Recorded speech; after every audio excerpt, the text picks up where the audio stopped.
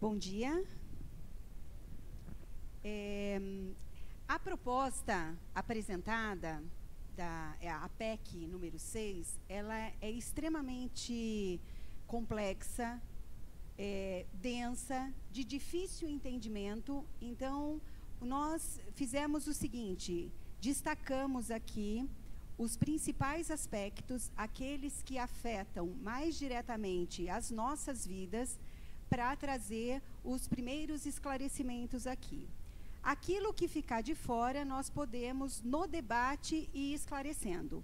O material que o Silvestre falou que está disponível, tem todos os detalhes, que fica mais fácil se quiser procurar uma situação específica, tá ok? Aqui, pelo tempo, também fica muito cansativo, não daria para a gente pegar os detalhes de cada aspecto.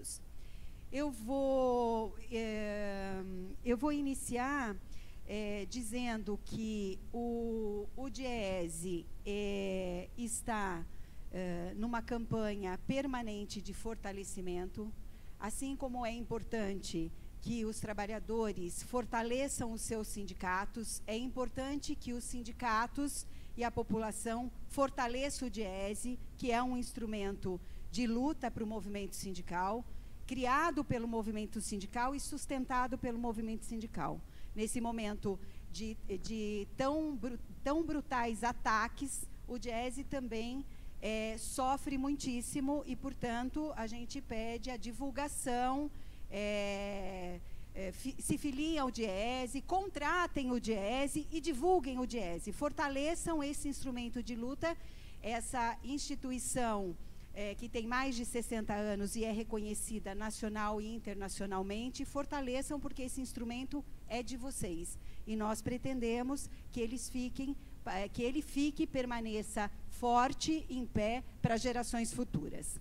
Bom, entrando no nosso tema,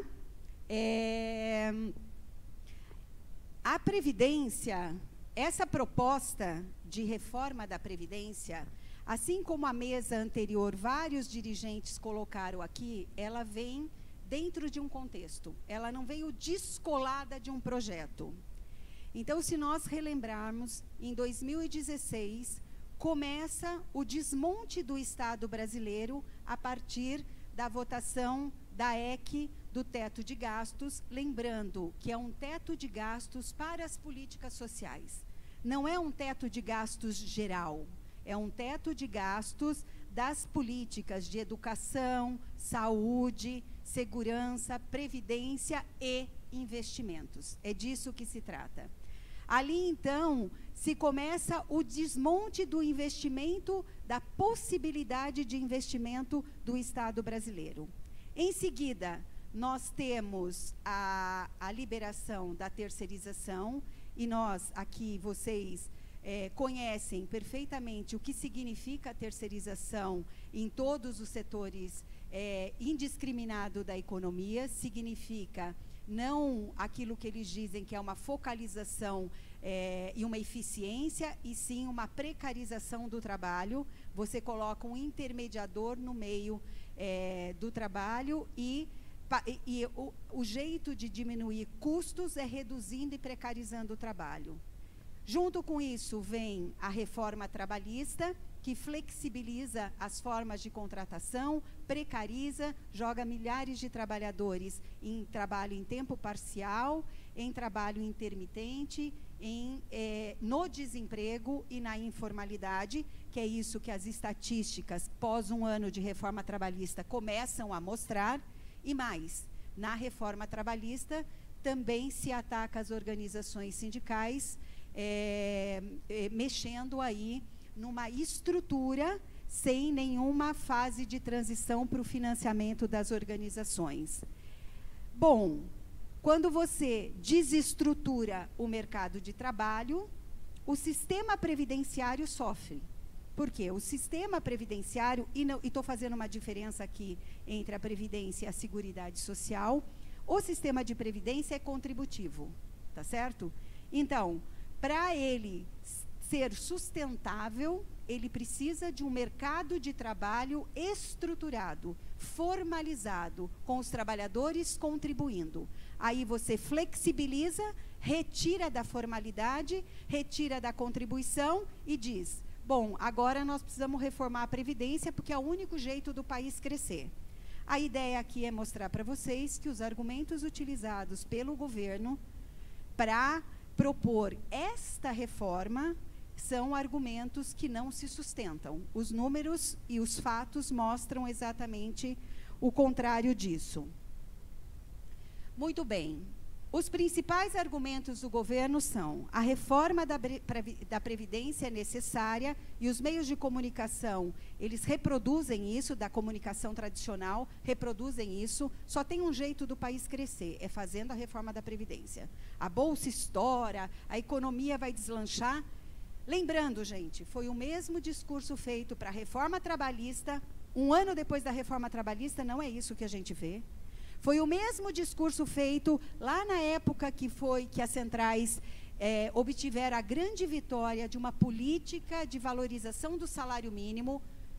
O discurso que se tinha era que isso ia quebrar o Brasil, e nós vimos exatamente o contrário. Nós vimos a economia ser dinamizada, as desigualdades diminuírem e o povo brasileiro ter melhores condições. É o mesmo discurso que vem agora. Só tem um jeito do Brasil sair da recessão econômica, é fazendo a reforma da Previdência. Então, na verdade, é ao contrário, não é a reforma não é a Previdência que determina o crescimento econômico. O crescimento econômico determina a sustentabilidade da Previdência. Está invertida essa lógica. E é isso que querem nos fazer acreditar. Muito bem, os argumentos do governo são: a reforma é apresentada com o objetivo de buscar equilíbrio entre receita e despesa. Quero lembrar que na Constituição de 88, a conquista do sistema de seguridade social é um passo que vai além da Previdência. É uma conquista de uma política de proteção social que pretende ser universal. Então, ela não pode se basear apenas no equilíbrio financeiro atuarial. Não é disso que se trata. É uma política pública que o Estado tem que se responsabilizar. E na Constituição de 88 isso fica definido. Tá certo? Mas a reforma diz que, e nas entrelinhas está dizendo, que a qualquer tempo pode ser mexido se não houver equilíbrio financeiro atuarial. Então, reduz uma política de proteção social a meros números entre despesa e receita. Ela diz que vai combater privilégios, e nós vamos mostrar aqui que na Previdência Pública não existe privilégios, não existe. Então, não tem como combater privilégios via reforma da Previdência se quem está no sistema de Previdência não é privilegiado, tá certo?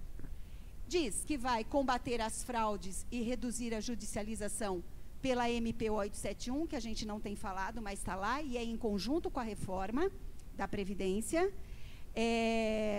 Não é verdade, porque já existem mecanismos de combate a fraudes, e ele não precisa de uma reforma para isso, tá certo? A proposta da MP 871 vai muito além disso, abre a possibilidade de, a qualquer tempo, revisar qualquer benefício, não só os acidentários, o de incapacidade, não só esses, qualquer benefício, tá certo? Além disso, retira o poder da justiça de, caso não se sinta contemplado o trabalhador, enfim, não pode entrar na justiça, porque a MP retira também essa possibilidade. Por isso que fala aqui em reduzir a judicialização. Reduz da seguinte forma: ninguém pode reclamar, porque não terá onde reclamar.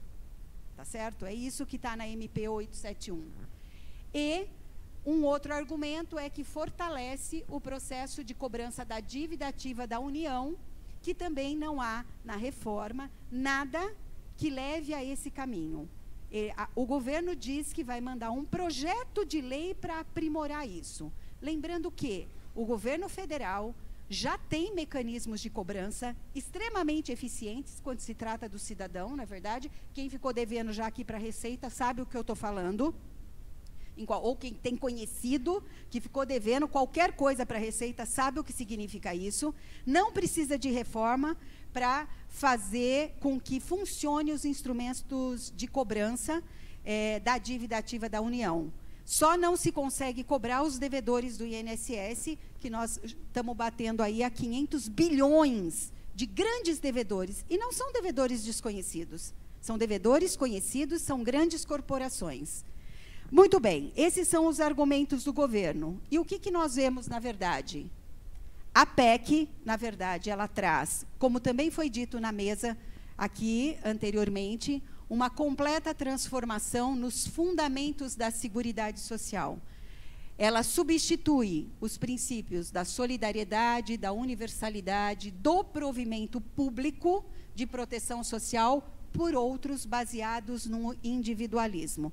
Lembrando que o nosso sistema é um sistema de repartição, onde você tem a contribuição do trabalhador, a contribuição das empresas, a contribuição do Estado, tá certo? Para prover esse sistema, e quem está trabalhando hoje sustenta quem está aposentado e quem é pensionista.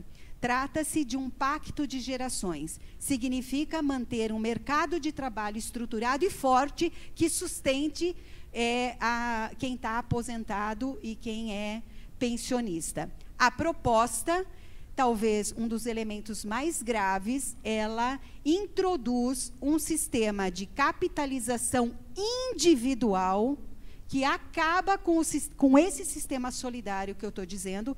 Portanto, esse sistema que hoje existe e que tem mais de 33 milhões de beneficiários está em risco de sobrevivência no futuro. Quem pagará essa conta? Se nós vamos substituir, não terá quem sustente. O Estado? Se ele está dizendo que ele não tem condições nem de colocar a parte dele. Tá certo? Então, o sistema de capitalização, inclusive, não tem a obrigatoriedade da contribuição patronal, pode ou não, joga para o indivíduo a responsabilidade por a sua perda de capacidade laboral, seja por aposentadoria, no caso de auxílio-acidente, licença-maternidade, o trabalhador terá que fazer seguros, porque é assim que funciona, porque você contribui lá individualmente, faz uma poupança individual para a sua aposentadoria. Qualquer outra coisa, você tem que pagar por isso. E coloca na mão do sistema financeiro para administrar do jeito que bem entender, e nós conhecemos o que é o sistema financeiro, todo mundo aqui tem conta corrente, tem cartão de crédito e já fez empréstimo em banco, não é verdade? Todo mundo. Nós sabemos como é que funciona a negociação com o sistema financeiro. E é isso que a proposta está colocando. Colocar na mão do sistema financeiro esse fundo bilionário, que é o fundo da Previdência Social. Muito bem. Além disso, todos os benefícios, e isso é imediato, gente, todos os benefícios. Então, não é verdade que quem está aposentado e quem já é pensionista está livre da reforma. Puta, estou livre da reforma, já me aposentei, estou de boa. Não, porque a proposta retira a obrigatoriedade do reajuste dos benefícios pelo índice inflacionário. Tá certo? O que significa que, não sei se tem servidor público aqui. Servidor público sabe bem o que significa isso. Quando não existe a obrigatoriedade do reajuste, o reajuste pode ser 0 por anos, tá certo? Então, significa que aquele valor de benefício de hoje pode durar por muitos anos, como se nós não tivéssemos inflação. Não é verdade? Como se nós não tivéssemos perda salarial. E isso está de imediato. Muito bem. Além disso, traz uma nova fórmula de cálculo que reduz o valor dos benefícios drasticamente, sem regra de transição, e que vai levar a possibilidade de ter um benefício rebaixado, porque já mexe na média imediatamente. Para ter essa possibilidade, terá que comprovar 40 anos de contribuição. Gente, não é 40 anos de trabalho. 40 anos de trabalho está fácil. A grande maioria tem. Nós estamos falando de 40 anos de contribuição. Lembrando que metade dos trabalhadores brasileiros não conseguem fazer mais do que 6 meses de contribuição no ano. Tá certo? Então, e um outro elemento, tudo isso é com vistas lá ao tal do ajuste fiscal, tá certo? Então, nós estamos vendo que não é combate a privilégio. Na verdade, é retirar de quem já tem muito pouco, né? Mexe nas pensões, estabelecendo pensões por cotas e sem garantia de um salário mínimo. Lembrando que grande parte das pensões hoje são de um salário mínimo. Quando eu introduzo esse mecanismo de cota familiar sem reversão, nós estamos falando em reduzir o 100% lá da pensão, de um salário mínimo, na sua maioria, para 60%. Tá certo? Esse é um outro jeito que eles estão querendo fazer para economizar. Além disso, eleva o requisito de comprovação de tempo de contribuição de 15 para 20 anos. Porque hoje em dia, depois da reforma do Fernando Henrique de 98, o tempo de trabalho passou a ser tempo de contribuição. Então, já é difícil para a grande maioria dos trabalhadores comprovarem 15 anos de contribuição. Tá certo? A proposta eleva esses 15 anos para 20 anos. Isso vai significar a exclusão de parcelas significativas. E aqui nós estamos falando de grande parte das mulheres que se aposentam hoje por idade a duras penas para comprovar os 15 anos de contribuição, com salários menores, benefícios menores, por conta da intermitência no mercado de trabalho e da ocupação de vagas mais vulneráveis, menos valorizadas. E nós estamos dizendo que grande parte das mulheres não conseguirão se aposentar, por conta dessa elevação de 15 para 20 anos. Além disso, aumenta a contribuição dos segurados, principalmente nos regimes próprios. Tá certo? No regime geral, também, porque eles colocaram como uma cenourinha, isso tem até aparecido. Ah, quem ganha um salário mínimo vai pagar menos, vai ser descontado menos. Gente, R$5 menos. Em troca disso tudo aqui, R$5 menos. Tá certo? Porque hoje o desconto é de 8%. E a proposta é que seja de 7,5%. Mas quem ganha a partir de 4.500 vai subir de 11 para 14. No caso dos servidores públicos, e aí é para quem está na ativa e para quem já é aposentado, o mínimo será 14%. O mínimo. Sendo que, a qualquer momento, se pode estabelecer uma alíquota extra. A qualquer momento, sem passar por lei nenhuma. Basta dizer que está deficitário o sistema próprio de previdência dos servidores. Além disso, retira o poder dos governadores e dos prefeitos de legislarem sobre a questão dos seus regimes próprios, porque estabelece a obrigatoriedade desse cumprimento. É uma espécie de responsabilidade, uma lei de responsabilidade previdenciária. E ameaçam quem não cumprir isto, quem não cumprir imediatamente, elevar a alíquota para 14%, ameaçam não ter o repasse. Porque nós sabemos, nós somos uma federação, a grande parte dos recursos arrecadados, mesmo nos municípios e nos estados, vão para o governo central, que depois redistribui. E ele está dizendo, quem não cumprir, não receberá essa cota à parte. Então, interfere, inclusive, no poder discricionário dos estados e municípios.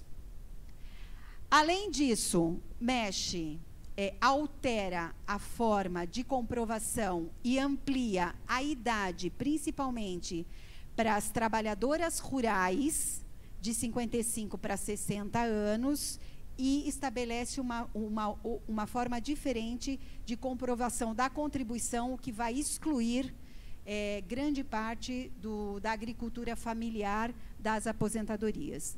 Nós sabemos o que isso pode significar na nossa vida, sendo que grande parte dos alimentos que vão para as nossas mesas vem da agricultura familiar. Lá atrás, nós tínhamos um êxodo rural enorme. As pessoas não ficavam no campo porque não tinham como sobreviver. A perspectiva de, a hora que perde a capacidade laboral, não ter como sobreviver, vai expulsar os jovens do campo e as mulheres que não vão se aposentar. Então, nós vamos ter um empobrecimento rural ainda mais severo. Aquela conquista de 88 de reconhecimento do trabalho rural como trabalho, ele se perde aqui nessa proposta de reforma da Previdência. Os mais pobres são os mais prejudicados, porque, inclusive, eles mexem no conhecido LOAS, que, na verdade, é o benefício de prestação continuada, o BPC, estabelecendo aí, de quem tem entre 60 e 70 anos, R$400, grafados assim, em reais, na Constituição. Ou seja, nós estamos falando também de um congelamento aqui. E só a partir dos 70 anos a possibilidade dele ganhar o salário mínimo, se continuar miserável. Porque tem direito ao BPC somente quem está na extrema pobreza, ou seja, a pessoa que a renda familiar for per capita for de 1/4 de salário mínimo. Introduz, inclusive, mais um critério para ser considerado miserável. A família não pode ter um bem, uma casa, que valha mais do que R$98 mil. Então, se tiver uma casa, um filho, a pessoa já não é mais miserável, mesmo que não tenha renda alguma. E mesmo que a renda seja, per capita, seja de menos de 1/4 de salário mínimo. Além disso, mexe em dois elementos que não têm a ver diretamente com a Previdência. Um primeiro elemento é o abono do PIS. Todo mundo aqui sabe o que é o abono do PIS? Quem tem direito a receber o abono do PIS? Como é que é hoje? Tem direito a receber o abono do PIS, que é um salário mínimo, quem trabalhou com carteira registrada no ano anterior, pelo menos um mês, recebendo sempre o equivalente, 1/12. Quem trabalhou o ano inteiro tem direito a um salário mínimo no ano seguinte. Quem trabalhou 6 meses tem direito a meio salário mínimo no ano seguinte. Todos que receberam até 2 salários mínimos. Tá ok? Tem direito ao abono do PIS. A proposta é que só tenha direito ao abono do PIS quem recebeu até 1 salário mínimo. Então, para a gente deixar isso mais concreto, eu vou dar um exemplo para vocês. Em 2016, mais ou menos 24 milhões de trabalhadores e trabalhadoras tiveram direito a receber o abono do PIS. Se essa regra tivesse valendo, nós excluiríamos 21 milhões de brasileiros e brasileiras. Por quê? Porque receberam um pouco mais do que o salário mínimo. Então, assim, salário mínimo, R$ 998, quem receber R$1.000 não tem direito ao abono. Tá certo? Essa é a proposta que está lá. Além disso, tem um segundo elemento que nada tem a ver com a Previdência, mas tem muito a ver com as empresas. Digamos que é um presente para as empresas, que é o seguinte: o trabalhador ou trabalhadora que se aposentar e continuar trabalhando, conhecemos um monte de casos assim, né, gente? Feliz aquele que conseguiu se aposentar e continua trabalhando, com condições de trabalhar, e tendo emprego, né? Mas tem vários casos, não é? Muito bem. Esse trabalhador ou trabalhadora continua trabalhando não porque ele queira, mas porque provavelmente se aposentou com salário mínimo, que é menos que o mínimo, tá muito longe do necessário para sobreviver e precisa continuar trabalhando para compor a renda. Então, essa proposta diz o seguinte: olha, se você, empresa, tiver um trabalhador que se aposentou, ou trabalhadora, você não precisa mais pagar para ele o fundo de garantia. Porque hoje é assim, se você está aposentado e está trabalhando, você recebe os 8% do fundo de garantia, certo? E mais, se você quiser mandar ele embora, sem justa causa, você também não precisa pagar a multa de 40% do fundo de garantia. Tá certo? Isso está na proposta e nada tem a ver com a Previdência, mas também está na proposta. Então, é mais uma forma de você desonerar, desresponsabilizar as empresas de qualquer participação na proteção social dos trabalhadores que essas empresas adoecem, mutilam e matam. Muito bem. Então, se a gente pudesse resumir, pudéssemos fazer um resumo do que é essa PEC. Essa PEC traz uma mudança estrutural na Seguridade Social, faz uma reforma na Constituição sem constituinte, muda um capítulo inteiro, desresponsabiliza os patrões e o Estado, privatizando a Previdência, tá certo? Passa a responsabilidade exclusiva pela sua poupança para o trabalhador individual, num mercado de trabalho desestruturado e extremamente desigual, como é o mercado de trabalho brasileiro, reforçado aí pela reforma trabalhista. Reestrutura os regimes de previdência própria dos estados e municípios, tirando, então, a competência dos estados e municípios de legislar sobre suas próprias finanças. E faz mudanças severas, né, nos parâmetros tanto do regime próprio, quanto dos regimes próprios, quanto do regime geral da Previdência. E agora a ideia é a gente entrar nos principais detalhes da mudança, dessas mudanças de parâmetros propostas aí na PEC número 6. Tudo bem, gente? Então, só para a gente entender como é que funciona a história, por que nós estamos dizendo que é grave tirar coisas da Constituição e remeter para leis?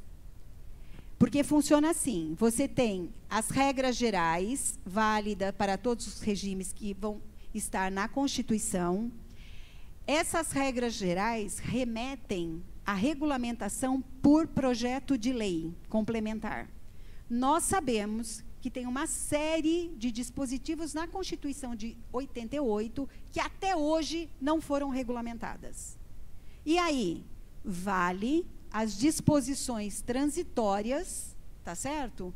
Que estão ali contidas na PEC, que pode ser para todo sempre, se a gente não regulamentar. Ou podem ser mudadas sem que nova mudança na Constituição seja necessária. Então, se passa desta forma, todas as regras que eu vou falar para vocês aqui, que estão sendo propostas de mudança, podem ser mudadas a qualquer tempo, sem ter que fazer uma reforma constitucional. Portanto, com menos quórum, nós vimos o que aconteceu com a reforma trabalhista, tá certo? Que não estava na Constituição, todos os direitos que não estavam na Constituição foram mexidos, de uma forma muito rápida, com um quórum muito menos qualificado em termos de Congresso Nacional. Então, por isso que é muito importante essa questão de não desconstitucionalizar os parâmetros da Previdência Social. Muito bem. O que está sendo proposto? Então, vamos entrar nos parâmetros rapidamente, a gente dá alguns exemplos para não ficar muito cansativo. Tudo bem, gente? Então, vamos lá. Como é que é hoje? No regime geral, você tem 3 possibilidades de aposentadoria. Por idade, aos 60 anos, mulher, 65 anos, homens, desde que comprove 15 anos de contribuição. Tá certo?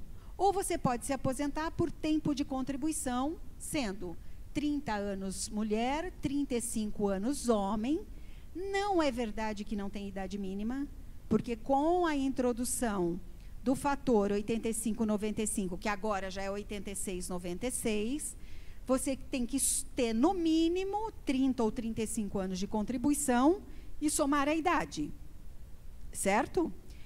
E se eu tiver 30 anos de contribuição, mas não tiver a idade? Eu caio no fator previdenciário, que é terrível, porque reduz barbaramente o benefício que você teria direito.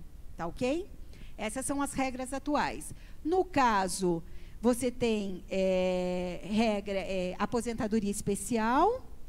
Você tem, no caso dos rurais, a redução de 5 anos na idade mínima de aposentadoria, portanto, 55 anos mulher, 60 anos homem. E no caso dos professores da educação básica, redução de 5 anos no tempo de contribuição. 25 anos mulher, 30 anos homem. Tudo bem? Isso é como é que é hoje. Qual é a proposta? A proposta é o seguinte: vamos acabar com essa possibilidade de aposentadoria por tempo de contribuição. Então, não importa se você entrou com 15 anos ou entrou com 20 anos, não importa. Tempo de contribuição não é contemplado aqui. É feita uma associação, uma somatória de uma idade mínima, que a proposta é 62 anos para mulheres, 65 anos para homens, com 20 anos de comprovação, de contribuição. Tem que comprovar 20 anos de contribuição. Você tem que ter esta idade mínima e comprovar 20 anos de contribuição. Tá certo? Mais ou menos. Já tem um gatilho embutido, que a cada 4 anos, essa idade mínima já não é mínima. Ela aumenta. Certo? Também já está embutido ali. No caso dos agricultores familiares, a proposta é 60 anos para homens ou mulheres. Então, aqui, desconsidera que a mulher, a trabalhadora rural, ela começa mais cedo no mercado de trabalho. No caso, nós temos grande parte das meninas no meio urbano começando a trabalhar aos 14 anos, principalmente em afazeres domésticos. No caso do rural, elas começam com 10 anos. Aqui desconsidera isso, tá certo?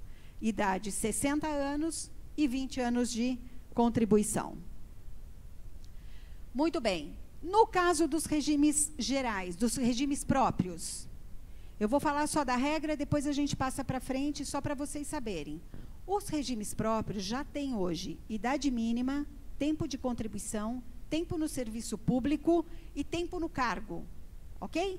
Então, é assim: 55 anos de idade mulher, 60 anos homem, 30 anos de contribuição, mulher 35 homens, 10 anos no serviço público, 5 anos no último cargo, e aposentadoria compulsória aos 75 anos. No caso de professores e policiais, tem uma redução aí de 5 anos no tempo de contribuição e na idade mínima. Qual é a proposta?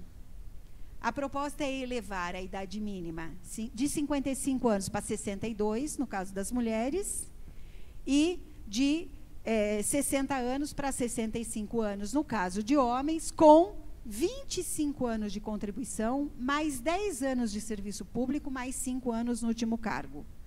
Tá certo?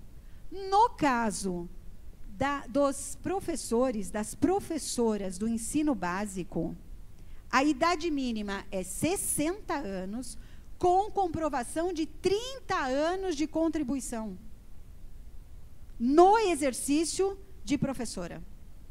Tá certo? Então, a gente sai lá de 50 anos para 60. Tá? Porque a idade mínima hoje para professor é 50 anos. Bom, vamos lá. Conseguimos chegar na idade mínima, comprovar os 20 anos de contribuição, essa pequena parcela, né, da população que vai conseguir. Então, vamos receber o benefício. Vai receber parte do benefício. Tá certo? Como que é hoje? Hoje é assim. Pega-se, quando você vai pedir aposentadoria, pega-se todas as suas contribuições, de 94 para cá, exclui 20% das menores contribuições e faz uma média das 80% maiores. Ok? Isso acabou. A proposta aqui é, imediatamente, não tem transição, é uma média de todas as contribuições. O que vai acontecer? Quando eu introduzo as menores contribuições nessa média, essa média reduz. Tá certo? Então, nós já temos uma média menor. Bom, mas então vou receber essa média menor. Não. Se você tiver 20 anos de contribuição, você vai receber 60% dessa média menor. Para receber 100%, você terá que comprovar 40 anos, porque a partir de 20 anos é 2% por ano de comprovação de contribuição. Tudo bem, gente? Deu para entender? Então, é o seguinte, se eu me aposentar hoje por idade, eu me aposento com 60 anos, vamos dizer, eu me aposento com 60 anos, com 15 anos de contribuição, eu posso me aposentar por idade, eu mulher. Eu vou lá, eu vou ter direito a 85% daquela média melhor, daquela média das 80% maiores contribuições, porque é 70% mais 1% por ano de contribuição que eu fiz. Como eu tenho que ter no mínimo 15 anos, deu 85%. Se a PEC for aprovada, eu vou precisar ter 62 anos, eu vou ter que comprovar 20 anos de contribuição, e para eu receber aqueles 85%, eu terei que comprovar 32 anos e meio de contribuição.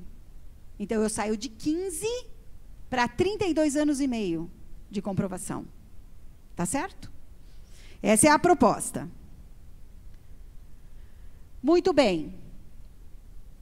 Aí, a cenourinha lá é dizer que quem ganha menos vai pagar menos. Que é aquela história que eu falei para vocês lá do percentual de desconto. Como é que é hoje? Hoje tem uma variação de alíquota de 8% a 11%. A proposta do governo é que seja de 7,5% a 14%.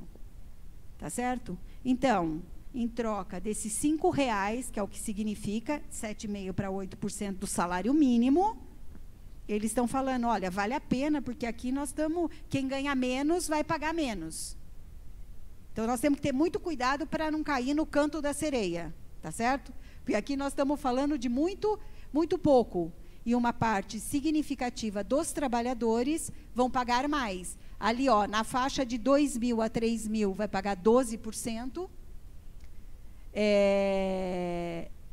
Vai pagar entre 8,25 a 9,25, então tem um escalonamento que fica até difícil de entendimento, de você saber qual é o desconto de fato que vai ter no seu salário, porque tem um escalonamento aí. Eu vou mostrar aqui um gráfico que mostra, tá vendo? Ó, o que eles fazem? A proposta atual, ela é mais estanque, ela é 8, 9, 11, certo? O que eles fazem? É ir graduando isso, então fica uma curva mais suave, né? E quem ganha a partir de R$ 4.500 vai ter a alíquota elevada aí dos 11 atuais para até 14%. E é muito, não é verdade? Mas meio ponto percentual de pouco, que é o salário mínimo, é muito pouco. Tá certo? Muito bem. Tá dando para entender, gente? Tá muito cansativo? Muito bem. Mas aí o governo está dizendo o seguinte, direito hoje no mercado de trabalho. Além disso, todas elas aumentam o tempo de contribuição, aumentam a idade e diminuem o valor. Então, todas as regras de transição são muito ruins. Pioram a condição atual. Tá certo? No regime geral, a proposta é: aposentadoria por idade vai aumentando a idade e o tempo de contribuição ano a ano, tá certo?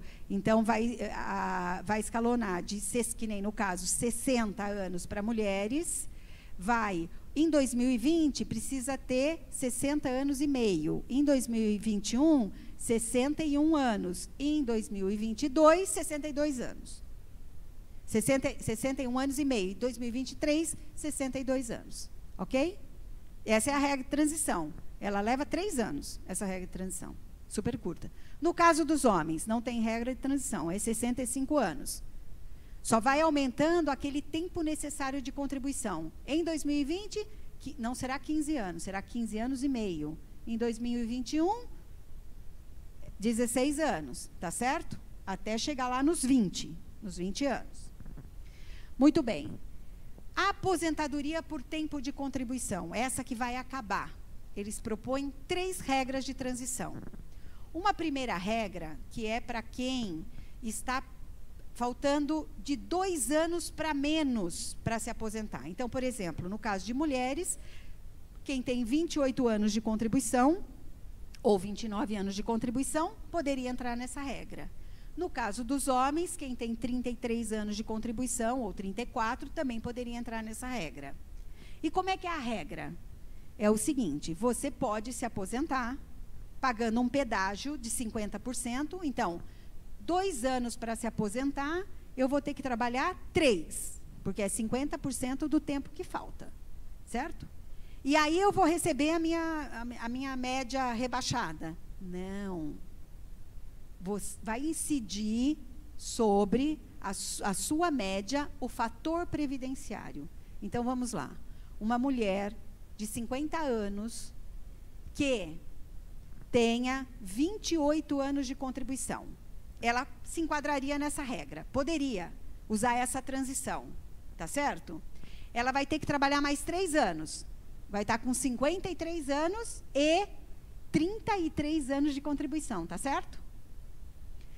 Muito bem.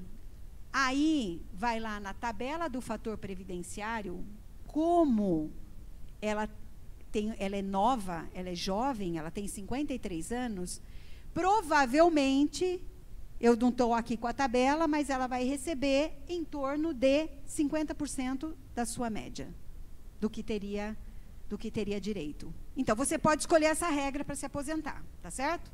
De transição. Ou você tem outras 2 regras, que a outra regra é um somatório de pontuação, então você precisa ter 30 anos de contribuição mulher, 35 homens, somada a idade vai dar a pontuação. Começa lá, 86, 96, como é hoje, e vai subindo, e vai escalonando por ano e subindo. O ano que vem vai ser 87, 97 e assim por diante, tá certo? E aí, eu vou poder receber a média, a totalidade da média? Não. Eu vou receber 60% mais 2% a cada ano acima dos 20 anos. Então, você também rebaixa esse valor. Você só vai ter direito ao 100% se você comprovar 40 anos de contribuição. Tá certo? Porque é 20 mais 2% a cada ano, então 20 anos vai dar 40% que você complementa os 60%. Tudo bem? Essas são as regras de transição propostas. E a outra regra é o tempo de contribuição com idade mínima, que vai subindo, então, também ano a ano, até chegar aos 62 anos e 65 anos. E também tem o rebaixamento aí do valor a ser recebido. Em todos os casos, gente, se passar essa PEC, tem um rebaixamento do valor dos benefícios imediatamente, sem regra de transição. Podem ser mais severos ou menos severos. No caso de aposentadoria por idade, é muito severo. E nós estamos falando, aposentadoria por idade são os mais pobres que só conseguem se aposentar por idade. E é desses que nós vamos rebaixar de 85% para 70%, para 60%. Nem 70%, 60%, porque não vai ter 20 anos de contribuição, então é 60%. Tá certo? É isso que nós estamos falando de perda. Nós vamos reduzir todas as aposentadorias por idade ao salário mínimo. É disso que se trata essa proposta aqui de valor. Muito bem. Eu vou dar um exemplo. Acho que eu já dei, né? Vou dar um exemplo para vocês e depois eu vou passar para os outros elementos para a gente ir finalizando, tá bom? Para não ficar muito cansativo, inclusive porque, como o Silvestre disse, tem a calculadora que vocês podem simular as várias situações, vai ficar mais fácil cada um vendo o seu próprio exemplo, ou exemplo de conhecidos, parentes, enfim. Então, vamos lá. Um exemplo aqui. Em 2019, a Sara tem 50 anos de idade e 22 anos de contribuição. Nas regras atuais, ela poderia trabalhar mais 9 anos, contribuir, né? Mais 9 anos, e se aposentaria pela fórmula 8696, que lá daqui 9 anos vai estar um outro número, se aposentaria por 100% da média das 80% maiores contribuições, ok? Vale a pena, né? Ela tem 50 anos, vai trabalhar mais 9 anos e vai se aposentar com um bom benefício, certo? E pela PEC? Bom, pela PEC, ela tem algumas opções. Vamos lá. Ela pode trabalhar mais 14 anos e se aposentar com 92% do valor da média rebaixada. Então, de 9 para 14 e receber 92%. Ela pode optar por trabalhar contribuir mais 12 anos e receber 88% da média rebaixada. Ou, se ela quiser receber a totalidade daquela média rebaixada, que é de todas as contribuições, ela terá que trabalhar mais 18 anos. Tá certo? Muito bem. Aqui tem outros exemplos, mas eu não vou passar, porque cada um vai simular o seu aí na calculadora, que é só entrar, já está disponível no Android, e o do iOS, essa semana, deve estar sendo finalizado também, tá bom? Mas tem na web, só entrar na página do Diese, que vocês vão lá, Reforma da Previdência, lá dentro tem a calculadora, ok? Eu acho que as centrais também já colocaram nas suas páginas, ou estavam colocando, enfim, também disponível. Muito bem. É só isso? Não. Não é só isso. Ainda tem outras coisas que essa PEC traz, né? Ela traz uma maldade gigantesca no caso das pensões, né? Então, como é que é hoje? Hoje, se o beneficiário, o trabalhador ou trabalhadora falece, o beneficiário tem direito a receber 100% como pensão, tá certo? Tem lá, ela não é mais vitalícia, no caso do regime geral, porque tem lá aquelas regras, depende da idade, de filhos pequenos, mas se a mulher ou o homem tiver mais de 45 anos, essa pensão de 100% é vitalícia. Tá certo? Porque vocês se lembram que lá no final de 2015 teve essa alteração, introduzindo já uma restrição às pensões para quem é muito jovem ou para quem não tem filhos, tem que ter lá os 2 anos de comprovação, de união estável, todas aquelas regras lá que vocês se lembram das 2 MPs, né, do final de 2015, certo? Muito bem. Qual é a proposta? A proposta é o seguinte: acabar com esse negócio de 100%. Ninguém mais recebe pensão de 100%. Não tem mais isso. Agora é assim: uma cota familiar de 50% e 10% por dependente e não reversível. Então, se for a esposa, vamos dizer, ela tem direito a 50% mais 10%, 60% do benefício. Se tiver um filho menor, mais 10%, vai dar 70%. Quando esse filho menor deixar de ser menor, acabou os 10%, certo? Vai ficar só 60%. Então, para ficar mais claro, vamos dar um exemplo. Então, é assim: o Joca é um trabalhador na ativa desde os 15 anos. Mas ele atualmente, ele tinha um salário de R$4.000 com 20 anos de contribuição. Estava bem, né? Estava bem tranquilão lá. morreu. E não foi acidente de trabalho. Então, vamos lá as regras para ver qual é o cálculo do benefício. Veja, ele tem o direito ao seguinte, ele tinha lá um salário de 4.000, só que ele tinha 20 anos de contribuição. 20 anos de contribuição tem direito a 60% do benefício, tá certo? Então, 4.000, 60% de 4.000 é 2.400. Então, vamos dizer que o Joca fosse se aposentar, ele teria direito a 2.400 de benefício. Ok? Só que ele morreu. O cálculo é feito do mesmo jeito. Aí, a Graça, que a mulher dele não tem filhos, ela vai ter direito à pensão. Não é verdade? Como é que vai ser calculada a pensão dela? Ela tem direito a uma cota de 50% mais 10%. Ela tem direito a 60%. 60% dos 4.000? Não. 60% dos 2.400. Então, a Graça vai ter uma pensão de R$ 1.440. Então, além dela perder o companheiro, tá certo? O rendimento da família, que era de 4.000, passa a ser de R$ 1.440. É disso que se trata essa proposta. Tudo bem, gente? Podemos continuar?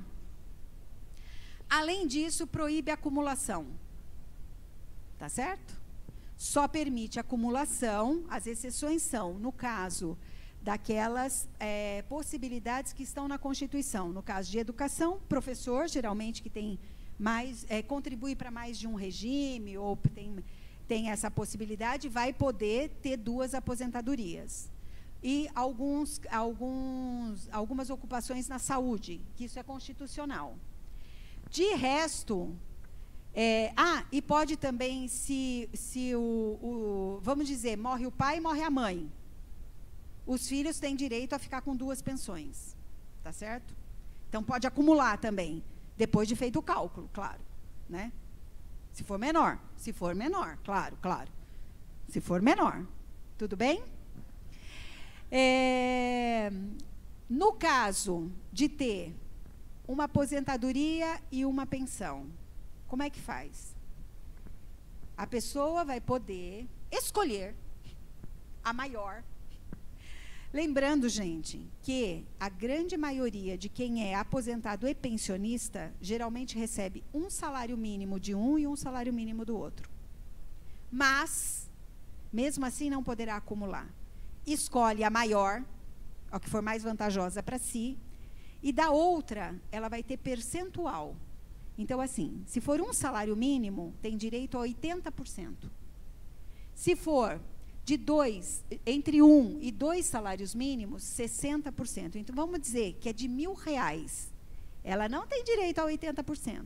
Ela tem direito não tem direito a 80%, tem direito a 60%, porque é mais que um salário mínimo, tá certo?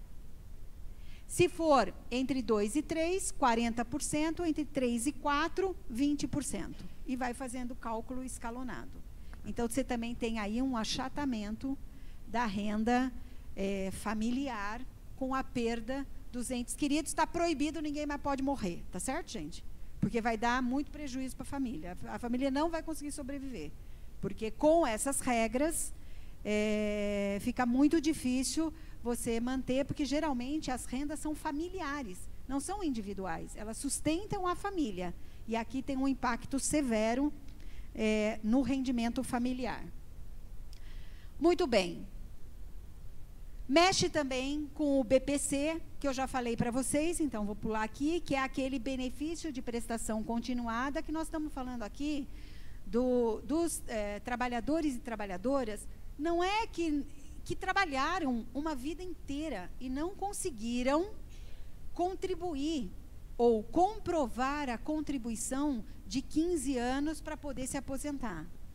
Tá certo? Mas tem um rendimento tão baixo que estão abaixo da linha da pobreza e, portanto, têm um direito à proteção, e foi assim que o Brasil, a partir de 88, reduziu drasticamente a pobreza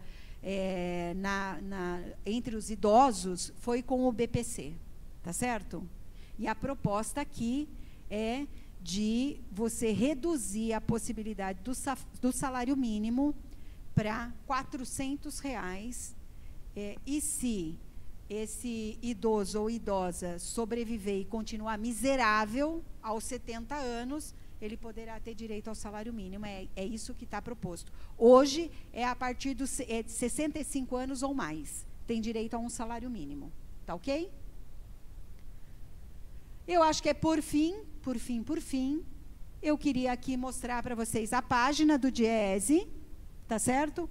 Se vocês olharem lá, tem aqui, ó, reforma da Previdência, tem um destaque da calculadora, mas se vocês entrarem aqui, tem uma série de materiais, vão vir destacados os materiais referentes a esta proposta, mas se vocês olharem, também dá a possibilidade, nos anos anteriores, tem todo o material produzido, então tem livros, inclusive dessa coisa da transição demográfica, tudo isso tem nos anos anteriores que o Diese, em parcerias ou sozinho, produziu. Eu sugiro que vocês entrem, deem uma vasculhada, deem uma olhada, procurem os detalhes e nos procurem. Qualquer coisa, nós estamos à disposição, vocês têm os nossos contatos, nos chamem, nos procurem, nós estamos à disposição aí para ajudar a travar essa luta que é de todos nós. Obrigada.